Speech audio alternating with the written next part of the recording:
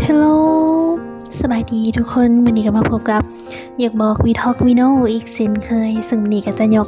คำสุภาษิตขึ้นมาเว้าขึ้นมาลงกันอีกเช่นเคยเดี๋ยวไปเบิ่งพร้อมๆกันเลยคำสุภาษิตที่ว่านั่นก็คือต้นไม้ดกนกแกนซึ่งว่าทุกคนต้องเคยได้ยินอย่างแน่นอน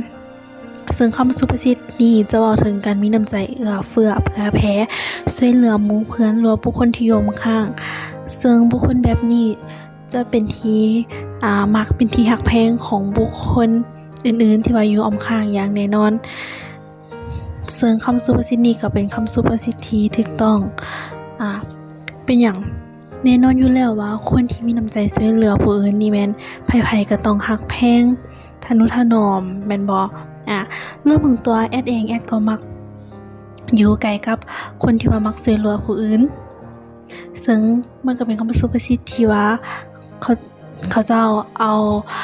นิสัยของคนเฮานี่ไปเปรียบเทียบกับต้นไม้และคำสุภาษิตนี่ก็เป็นคำสุภาษิตคำสอนหนึ่งที่ว่าอยากให้คนเฮานี่เป็นคนที่ว่ามีน้ำใจเอื้อเฟื้อเผื่อแผ่ช่วยเหลือคนอื่นช่วยเหลือผู้คนที่ว่าเดือดร้อน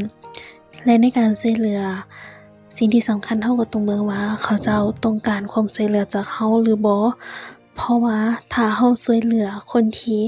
บ่ต้องการความช่วยเหลือจากเฮามันจะกลายเป็นว่าเฮาเข้าไปยุ่งเรื่องของเขาเจ้าโดยที่ว่าเขาเจ้าอาจจะบ่มักก็เป็นไปได้เนาะสำหรับคลิปวิดีโอนี้ก็จะมาแบบสั้นๆถ้าว่ามีหยังอยากถามก็คอมเมนต์ไว้อยู่กล่องนี่เลยบ๊ายบายแล้วเจอกันคลิปหน้า See you next time